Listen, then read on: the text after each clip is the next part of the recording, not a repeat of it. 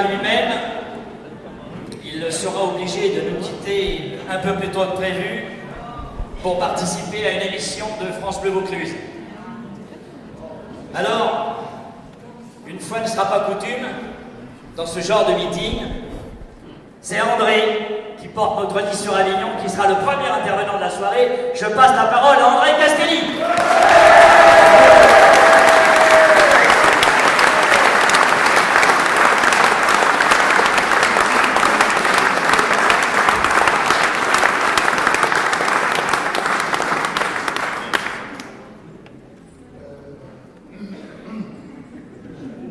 J'espère que je vais aller au bout. J'ai quelques soucis de cordes vocales. Et c'est promis, je vais faire des efforts. Le premier effort, c'est que je vais maintenir, ce que je ne fais pas d'ailleurs, je vais maintenir au texte que j'ai devant les yeux, que j'ai écrit, pour éviter que mon discours ne dure 3 heures alors qu'il n'y a que théoriquement 30 minutes d'écriture.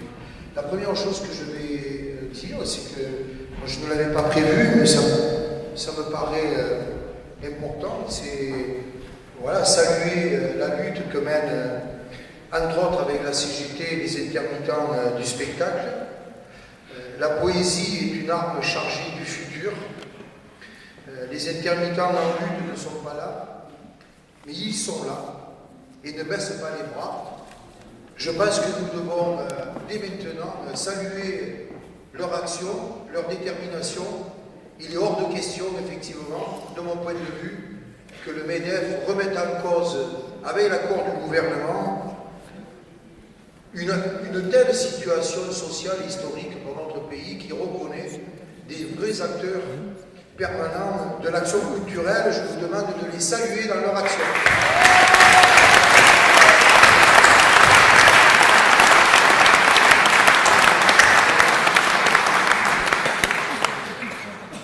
Alors, chers amis et chères amies, chers et chers camarades, mesdames, messieurs, nous voilà à 12 jours de ce premier tour des élections municipales et communautaires.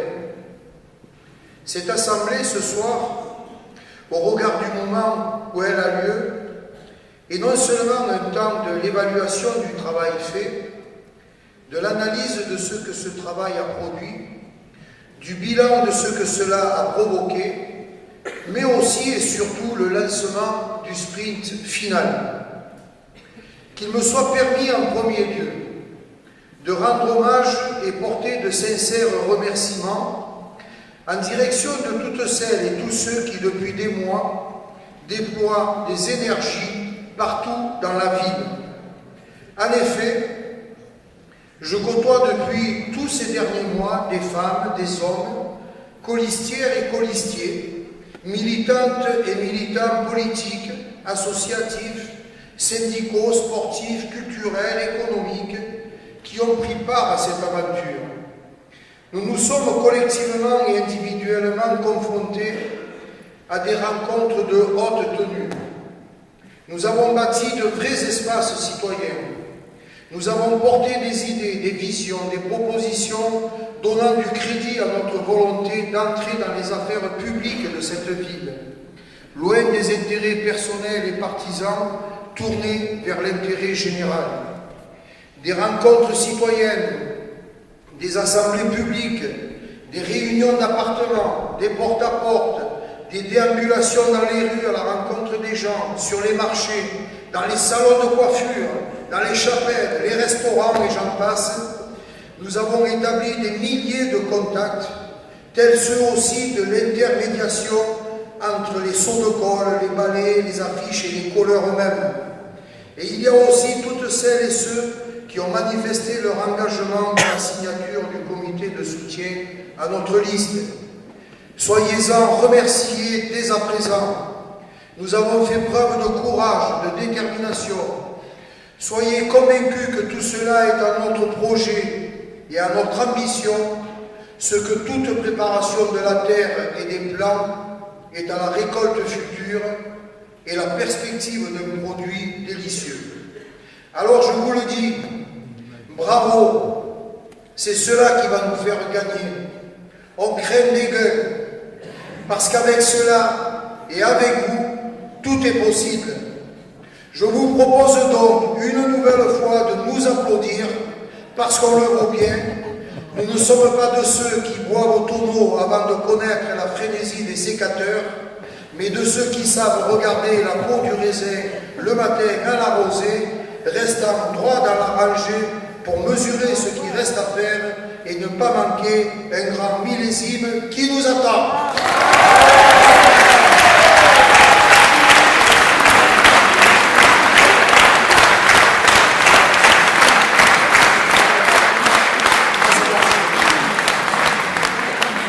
Le jour de la récolte est annoncé et les fruits sur les plants sont sains, mûrs. Reste donc à vendanger dans les meilleures conditions. Il est là le challenge pour une victoire historique qui reste à notre portée. 12 jours, je le redis, c'est court, mais c'est aussi un espace-temps durant lequel se peaufine ce millésime. Il y a 6 mois, nous avons ouvert cette campagne en disant « Notre ville est à un tournant. Elle est confrontée aux mécanismes ordinaires de toute fin de règne difficile et non préparée. Elle n'arrive plus à entrer dans la créativité moderne pour passer à une ère nouvelle. Elle est dans l'impossibilité de redonner du sens aux valeurs des politiques publiques pour les déployer dans l'intérêt général. La droite est fracturée dans cette ville comme la ville est elle-même fracturée. Avignon n'est plus une ville rassemblée. Les majorités qui se sont succédées depuis la fin des années 90 ont mené les affaires de telle manière qu'aujourd'hui est une ville de la décohésion sociale. Nous sommes à la liste de gauche qui va redonner du sens à l'action politique, à l'action publique, à l'intervention du peuple dans les affaires de la cité, vous m'entendez là, pour retrouver l'intérêt général. C'est un grand virage qui doit être pris pour une transition politique historique, redonnant les énergies renouvelées de la solidarité, de la citoyenneté, du développement économique et écologique et de l'ambition démocratique. Nous avons dit également, à Avignon comme au gouvernement, nous voulons changer de politique, notant déjà fortement que le contexte politique national nous invite à constater que le gouvernement socialiste mène sa politique, ne me coupez pas le son à ce moment-là, en dehors des engagements pris et amplifie ses renoncements au choix de campagne pour s'engager dans une politique d'austérité aux conséquences dramatiques sur la vie quotidienne des familles, sur les conditions de travail des salariés, des retraités, des jeunes. Rien n'est remis en cause de ce que les mêmes membres de ce gouvernement et des élus du Parti socialiste vauclusien dénonçaient dans les grands défilés revendicatifs. Cette politique provoque plus que du désarroi dans la population, de l'inquiétude et maintenant une réelle réprobation qui porte le président de la République et son gouvernement à des niveaux d'impopularité jamais atteints. Pourtant, les conditions sont réunies pour changer de politique. Le PS est majoritaire dans toutes les instances principales vouées au choix politique. Même le président de la République est socialiste. Enfin, c'est historique. Mais les espoirs et les exigences que nous avions sont largement ignorés. Avec cette majorité-là, où est la justice sociale ? Cette politique-là, c'est le renoncement au progrès social à une époque où il est légitime d'espérer vivre mieux et exiger que nos enfants vivent encore mieux que nous. Nous avons annoncé l'ambition de rassembler celles et ceux qui se sentent trahis et méprisés, mais aussi et surtout notre combat sans tergiversation, contre la droite et l'extrême droite. Nous avons annoncé notre objectif de créer un vrai et fort rassemblement à gauche pour de véritables choix de gauche dans notre ville. Tel l'engagement que nous avons pris d'un deuxième tour à gauche qui sera respectueux de la démocratie représentée par le premier tour. Nous en appelons à une liste fusionnée dans ce deuxième tour qui aura le goût et la couleur d'une représentation proportionnelle du résultat du premier en nombre et en délégation, pour œuvrer tous ensemble à une action municipale et communautaire, solidaire et démocratique. Je le redis, en tête au soir du 23 mars, c'est cette règle de conduite que nous appliquerons pour signer notre code de la route républicaine. Nous invitons nos partenaires à faire part, eux aussi, dans le débat public, de leurs réflexions, de leurs propositions à ce propos citoyen et démocratique. Nous devons continuer à poser les contours historiques du débat dans notre ambition d'arriver en tête au soir du 23 mars. Il y aura bien 2 tours dans cette élection. Aussi, le premier sera ce moment d'un double choix fondamental. Sanctionner la politique gouvernementale et porter un nouveau projet pour Avignon. Ne devons-nous pas simplement poser la question aux Avignonnaises et Avignonnais, quel maire voulez-vous et pourtant quel projet? Un maire de droite qui poursuive les fractures sociales, un maire du Front National qui fondera son mandat sur les pires idéologies d'extrême droite et de l'obscurantisme, un maire qui ne se départira pas des politiques nationales d'austérité menées par le gouvernement actuel, avec les conséquences que l'on connaît, notamment sur les finances locales, ou alors un maire qui va, avec son équipe, reconstruire la ville, rebâtir des ponts pour rassembler les espaces de vie, relier les quartiers, en redonnant de la cohésion et de la cohérence, de l'apaisement et de la tranquillité en toute sécurité, en donnant les moyens financiers pour répondre aux besoins sociaux et économiques, culturels et d'émancipation populaire, en initiant de nouvelles méthodes d'intervention citoyenne. Quel challenge, effectivement, que de changer le micro en cours de route, sans que cela me gêne trop. Quel défi que celui que nous lançons pour réussir. Vous le voyez, nous ne sommes pas dans la construction d'une démarche, d'une liste fondée sur les petits et grands arrangements. Nous voulons dire haut et fort, quoi de plus utile dans ce premier tour que celui de ces choix que nous proposons. Nous avons ouvert tous nos débats sur ces idées, sur ces stratégies. Elles ont traversé la population et constaté une réelle compréhension de ce que nous voulons faire. Nous ne devons pas nous départir de cette ligne, et ces quelques jours de sprint, ces jours de préparation de la récolte sont les plus opportuns pour poursuivre et rien ne lâcher. Il reste encore à rencontrer cette partie d'électrices et d'électeurs indécis et qui ne se décideront que dans les tout prochains jours. Nous ne devons rien lâcher de notre travail de conviction et de proximité. Nous avons porté cette stratégie politique par des engagements forts et d'importantes propositions. Engagement, ça y est, ça fonctionne. Engagement pour la solidarité, celui de la cohésion, celui de l'avenir, celui de faire un Avignon moderne, participatif, écologique et démocratique, celui de faire un autre Avignon dans la sécurité, dans la tranquillité, dans une économie pour l'emploi, dans une éducation populaire et fraternelle, celui enfin d'engagement de répondre à une attente pour Avignon et celle de la modernité, du renouveau et de la citoyenneté. Nous avons dit Avignon pour tous, Avignon avec tous, Avignon à venir, pour un avenir meilleur pour Avignon. Une ville où les politiques urbaines et de logement seront repensées. Il est impossible de gérer la ville en laissant de côté les quartiers où des milliers d'Avignonnaises et Avignonnais vivent et où se concentrent toutes les difficultés, le chômage, la précarité, les bas revenus, l'insécurité, les incivilités. Cela ne peut plus durer ainsi. Ces quartiers seront notre priorité. à moins de laisser perdurer une crise qui a déjà et aurait plus encore des répercussions sur l'ensemble de notre territoire. Une ville ou une politique en faveur de l'emploi et du développement économique sur l'agglomération sera menée dans une démarche de coopération des territoires. Aussi nécessaire soit-elle, les seules activités tertiaires, commerciales, touristiques ou logistiques ne suffiront pas.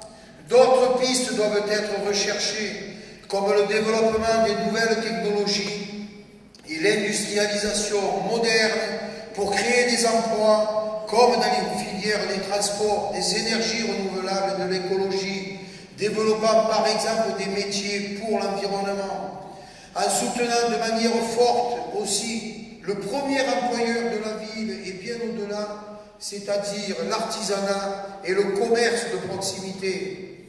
Ainsi, par exemple, nous nous engagerons pour la formation notamment des jeunes.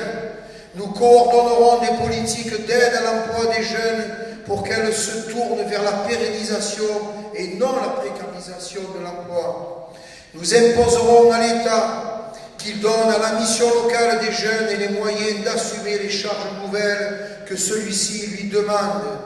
Nous coordonnerons les politiques communales et communautaires d'insertion par l'économie sociale et solidaire avec les partenaires compétents. Une ville où il est urgent de développer de vraies solidarités actives pour donner aux personnes âgées, aux personnes en situation de handicap, à la fonction parentale, à la jeunesse, une place citoyenne. Le CCAS sera à l'œuvre et bâtira de nouvelles coopérations avec les institutions de la protection sociale et les associations de développement social.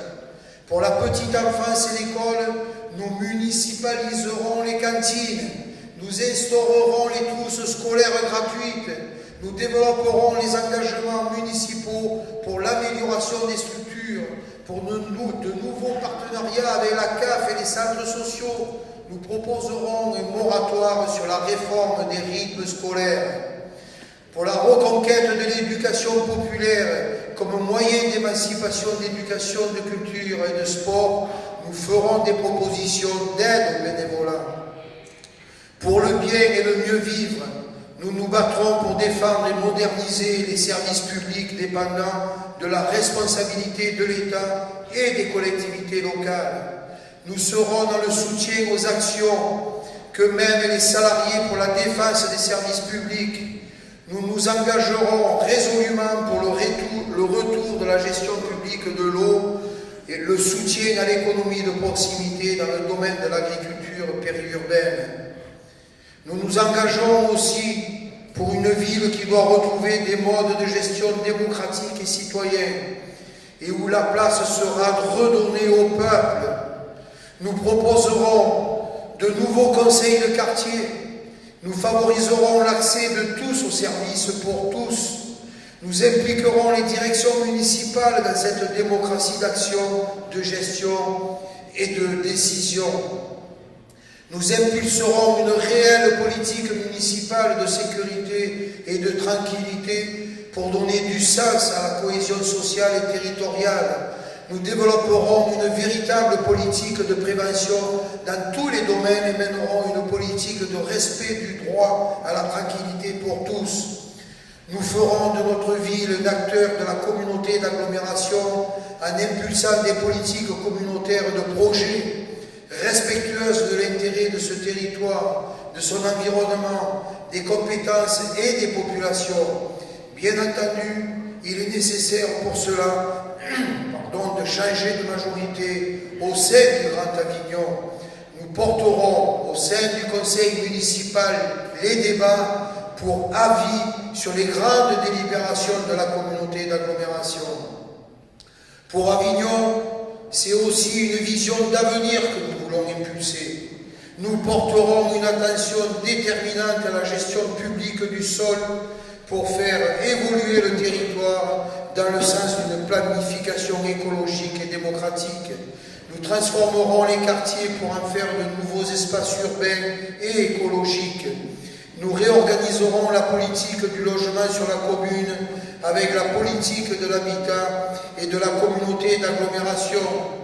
Une conférence permanente des bailleurs sociaux, pilotée par la commune, mettra à plat et démocratisera les attributions de logement et fera le bilan régulier de l'état du parc locatif public.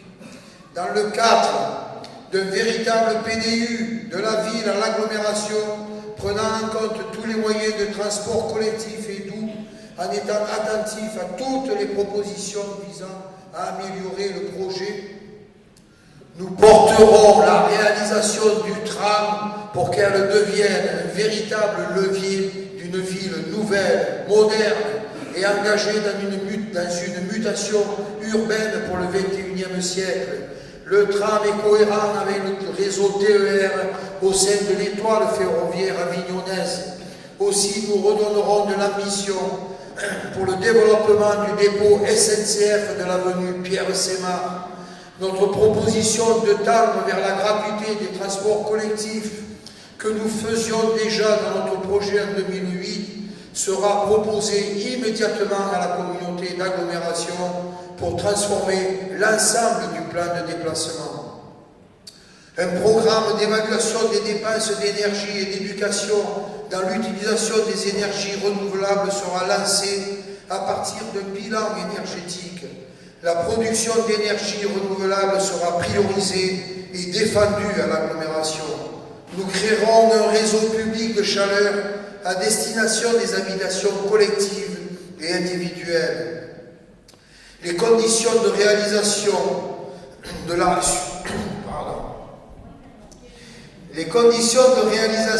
la liaison routière Est-Ouest feront l'objet d'une grande attention pour que soit allié l'intérêt des populations qui vivent sur la rocade et alentour, l'intérêt économique du développement entrepreneurial et la préservation de l'espace agricole des ceintures vertes d'Avignon.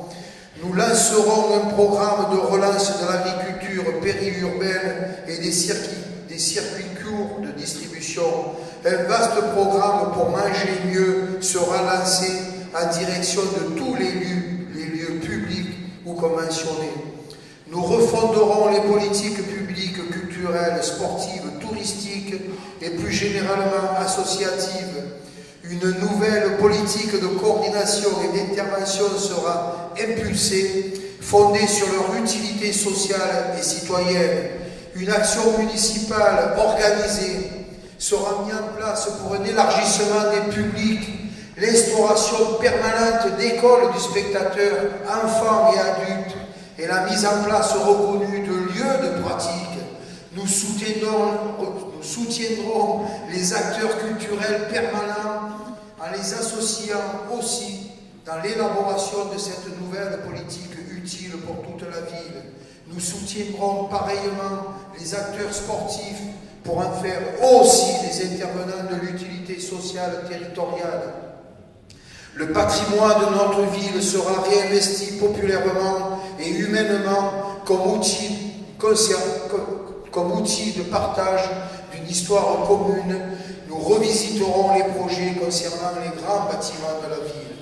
Vaste programme qui impliquera une gestion financière sérieuse, responsable, rigoureuse, chaque fois que cela sera possible, mais aussi de nouveaux moyens financiers, sans augmenter la pression fiscale des Avignonnais. Je mesure les difficultés financières de la ville, mais mon expérience d'élu me conduit à penser qu'une autre politique est toujours possible à Avignon et sur le Grand Avignon, dont les compétences sont et vont être de plus en plus importantes. Voilà ce qu'ont été pour l'essentiel nos engagements. De tous ces débats, de toutes ces rencontres citoyennes que nous avons animées, nous avons ensuite formalisé notre programme. Nous y affirmons dans ce programme notre volonté de programmer une ville dynamique autour de propositions pour l'économie, avec des propositions telles que le port à conteneurs en Courtine, mais aussi, je l'ai dit, le tram. Notre volonté aussi de programmer une ville solidaire dans laquelle l'humain d'abord sera considéré, là aussi, avec des propositions en direction de celles et ceux des jeunes enfants, de la jeunesse, des familles, des étudiants, des personnes handicapées, âgées et autres. Une ville tranquille dans laquelle la sécurité pour tous sera respectée. Notre volonté, enfin, de programmer une ville durable et démocratique, une ville dans laquelle liberté, égalité, fraternité seront des modes d'une vie républicaine ordinaire. Ce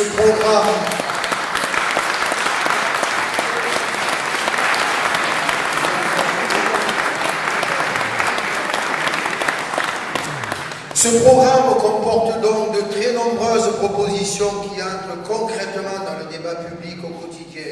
Un certain nombre méritent qu'on s'y arrête même très rapidement. Celui du tram, je l'ai déjà évoqué, ce grand projet communautaire que nous portons, que nous défendons. Depuis quelques semaines d'ailleurs, on a bien l'impression que nous sommes même les seuls à le mener. La droite a déraillé depuis longtemps, incapable ici de porter le projet communautaire le plus important que la communauté ait eu à porter. La liste socialiste étant, elle, toujours sur une position alternative fondée sur une approche uniquement politicienne. Cette position étant en totale contradiction avec le fait que le ministère du Transport n'a pas mis dans sa liste noire des projets à abandonner 120 en France le tram du Grand Avignon et ainsi vient de le valider. Il est évident que le bon de commande signé pour les rames auprès d'Alstom, qui pèse près de 43 millions d'euros et des centaines d'emplois, est soutenu par ce même ministère et celui du redressement productif en plus. Nous continuons à penser que ce projet est le grand projet de l'ère moderne pour notre ville et pour l'agglomération. Il répond aux besoins de nouveaux modes de déplacement et de coordination des maillages de transport collectif, aux besoins écologiques et d'amélioration environnementale, aux besoins de reconfiguration urbaine novatrice, articulée sur les nouveaux pôles d'échange.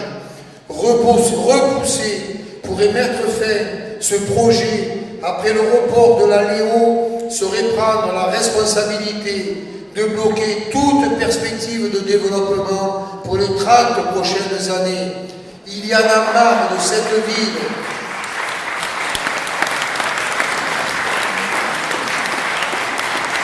Il y en a marre de cette ville qui cultive l'échec des projets depuis 40 ans, qui est menée au doigt et à l'œil des puissances financières qui ont conduit aux privatisations et au détournement de toute conquête utile pour tous.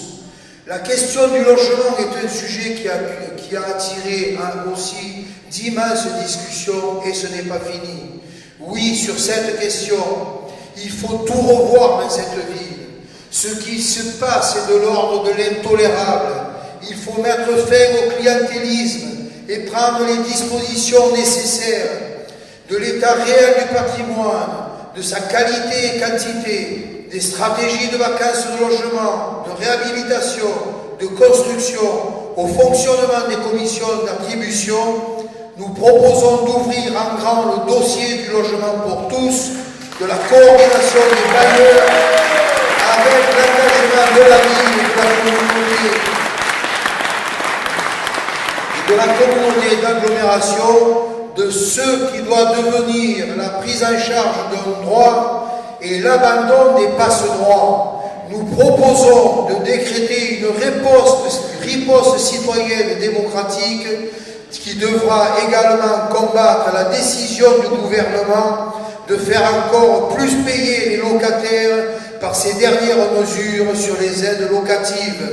Mais nous explorerons aussi l'urgence d'explorer la réalité du bail privé et des conditions à mettre en œuvre pour remédier au logement vide pendant 11 mois de l'année.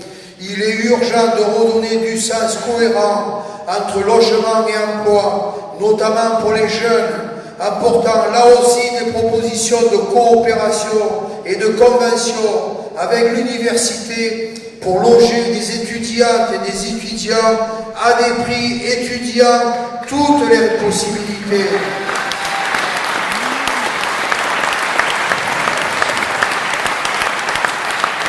Nous Nous avons également appréhendé d'importantes questions autour de la sécurité et de la tranquillité. Oui, je comprends l'exaspération qui est celle de nombreuses Avignonnaises et Avignonnais. Il est temps que la République guide nos politiques. La République, cela veut dire pas de sécurité sans prévention, pas d'acte de violence sans sanction adaptée. La sécurité passera par le retour dans notre ville de l'État qui doit assurer sa compétence régalienne sur tout le territoire. Mais elle passera aussi par la reconnaissance des nuisances et agira pour qu'il y soit mis fin. Nous avons longuement mis en évidence ce que représente le respect des droits dans nos quartiers. Le droit, par exemple, d'avoir des services publics de proximité et de qualité, des lieux de pratique culturelle, des lieux de partage et de solidarité. Mais nous programmons également des mesures de respect vis-à-vis de celles et ceux qui ont en charge le respect de la loi. C'est en cela que nous privilégions les organisations de voisins solidaires, des voisins qui ne soient pas guidés par la suspicion a priori de leurs voisins, mais par la solidarité comme de vie, comme mode de vie ordinaire et organisé. Voilà. Nous impulserons cela avec une autre forme de présence de la police municipale dans des silos de sécurité et de prévention. Nous veillerons au respect qui doit être porté en direction de celles et ceux qui ont pour mission ces responsabilités publiques. Enfin, nos échanges, qu'ils soient thématiques ou dans des rencontres de proximité, ont montré que notre volonté de placer la double question de la citoyenneté et de la démocratie comme moyen de mettre en mouvement notre projet de ville et nos propositions est perçue de manière très positive. Notre proposition de recréer des conseils de quartier, leur mode d'élection par tirage au sort, les responsabilités que l'on veut leur attribuer pour la gestion de leur territoire, 10% du budget d'investissement leur sera attribué pour des projets choisis et débattus dans les instances participatives. Cette volonté de placer la démocratie comme moteur de notre projet nous fera reconnaître la place et le rôle citoyen des associations et des comités représentant les usagers, les quartiers et les activités. Cette volonté fera bien sûr une nouvelle place à l'ensemble de l'administration municipale dont les compétences seront à l'œuvre en grande proximité des citoyennes et citoyens. Oui, c'est à une mutation démocratique que nous nous attelons. J'entends bien ici ou là des discours pendant la campagne reprenant les bienfaits de ce retour à des pratiques démocratiques. La phrase est toujours très belle, mais alors, pourquoi ils ne l'ont pas fait jusqu'ici quand ils étaient aux affaires et pourquoi ils ne le font pas là où ils ont actuellement la responsabilité? La démocratie, c'est pas le sel que l'on met dans la soupe, ce n'est pas une question de goût, c'est une question de saison, c'est un mode de vie qui s'initie et s'applique en tout lieu et en tout moment. L'ANI, la loi sur l'accessibilité, la fiscalité, les droits pour les intermittents du spectacle, plutôt que de répondre aux seules exigences du MEDEF, auraient pu faire l'objet d'un véritable débat démocratique dans notre pays.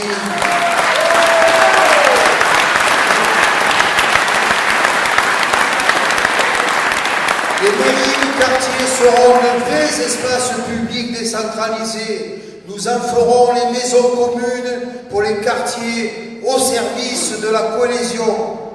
Vous le voyez, nous arrivons dans ce moment déterminant avec lucidité pour une ambition légitime.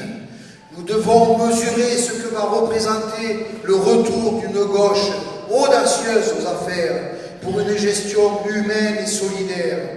Voilà ce que nous portons, voilà ce que nous continuons à mettre dans le débat de conviction pour que ce 23 mars soit un grand moment de la reconquête citoyenne pour Avignon. Je le redis, un travail immense a été produit, des milliers de tracts, d'invitations, de programmes, lourds en plus. on donnait, tout sens du terme, on donnait à lire notre volonté. Il reste dans cette dernière ligne droite tout autant le confortement de ce travail à réaliser que son élargissement. Je le redis, notre projet est ambitieux. Alors, continuons à être portés par l'énergie de la confiance et sachons la communiquer autour de nous. Là, alors, tout est possible. Les jours heureux, le chiffon rouge, la canaille, la bella ciao seront les chants de notre victoire. Un avenir meilleur pour Avignon est au bout du chemin, alors qu'on se le dise, nous allons éclairer cette ville, ces quartiers, de la Barthelasse à Montfavet, de Montclar au centre-ville, d'une nouvelle lumière d'espoir.